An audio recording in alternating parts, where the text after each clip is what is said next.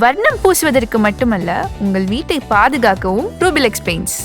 உங்க அப்பா இங்க தான் இருப்பாருன்னு சொன்னாங்க, அதான் தேடிக்கிட்டு இருக்கேன். எங்க உங்க அப்பாவையே காணோம்? எங்கே காணோம்? உங்க அப்பாவை காணோம். அப்பா அங்க தேடாதீங்க. Giriga's summer sale. Buy any AC and get free 2 nights 3 days holiday package. நேற்று முன்தினம் கூட நீங்கள்லாம் டிவியை பார்த்துருப்பீங்க. ஒரு காட்சி நடந்துச்சு. அதை பற்றியெல்லாம் நம்முடைய முத்தரசன் அவர்களும் குறிப்பிட்டு சொன்னார். மற்றவர்களும் எடுத்து சொல்லியிருக்கிறாங்க. நாட்டில் இன்றைக்கி எத்தனையோ ஏராளமான பிரச்சனைகள் இருந்துகிட்ருக்கு. ஒரு பக்கம் மின்வெட்டு பிரச்சனை, இன்னொரு பக்கம் டெல்டா மாவட்டத்தில் விவசாயிகளுக்கு குறித்த நேரத்தில் தண்ணீர் திறந்து விட முடியல அப்படிங்கிற சூழ்நிலை. நீங்கள் ஒன்று என்னை பார்க்கணும்.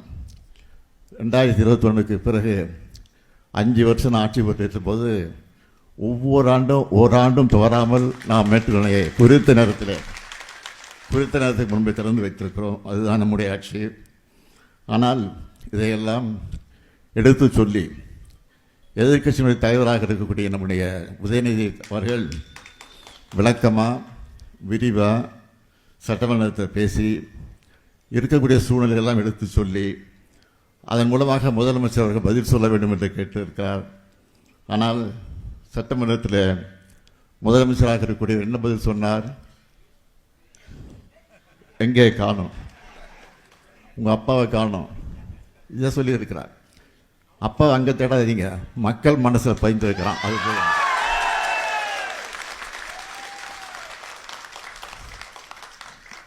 நீங்கள் தேடுறது நான் இருக்க மாட்டேன். மக்கள் தேடுற இடத்துல நிச்சயமாக நான் முதல் ஆளாக நிற்பேன். சட்டமன்றத்தில் நான் இருந்தாலும் இல்லாவிட்டாலும் இன்றைக்கி நான் மக்கள் மன்றத்தில் இருக்கிறேன் என்பதை மாத்திரம் எனக்கு எடுத்து சொல்கிறேன். நான் அரசியலுக்கு கிட்டத்தட்ட 60 வருஷம் ஆகியிருக்கு. ஆக அந்த 60 வருஷமாக மக்களாக தான் இருந்து கொண்டிருக்கிறேன். ஆட்சி இருந்தாலும் இல்லாவிட்டாலும் நாட்டு மக்களுக்காக பணியாற்றக்கூடியவர்கள் தான் திராவிட முன்னேற்ற கழகத்தை சார்ந்தவர்கள் இந்த நேரத்தில் எடுத்து சொல்லி ஒவ்வொரு மாவட்டத்திற்கும் நான் முதலமைச்சராக இருந்தபோது 4-5 முறை சென்று ஆய்வு நடத்தி, இன்னும் சொல்கிறேன், நான் முதலமைச்சராக இருந்தபோது 5 வருஷத்தில் நான் நடத்தின மாதிரி ஆய்வு கூட்டம் எந்த முதலமைச்சரும் நடத்திருக்க மாட்டாங்க.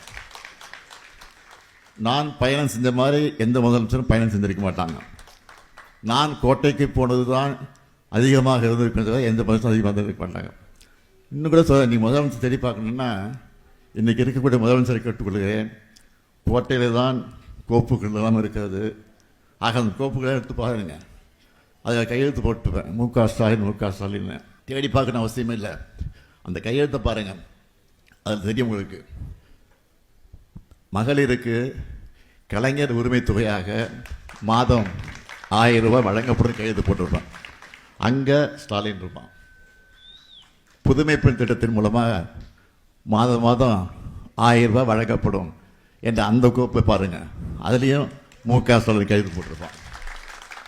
தமிழ் புதல்வன் திட்டம் 1000 ரூபா, அதில் ஸ்டாலின் இருப்பான். ஆக எங்கேயும் நீ தேடிட்டு இருக்கணும் அவசியமே இல்லை. கோட்டையிலே இருக்கிறேன், நான் தான் ஆட்சியில் இருக்கிறேன். இன்னும் சொல்கிறேன், அண்ணா சொல்லியிருக்கிறார். ஒரு முறை சொன்னார், அண்ணா சொன்னார், தமிழ்நாட்டிற்கு தமிழ்நாடு என்ற பெயரை சூட்டியிருக்கிறேன், இதுபோது எனக்கு வாழ்க்கையில்.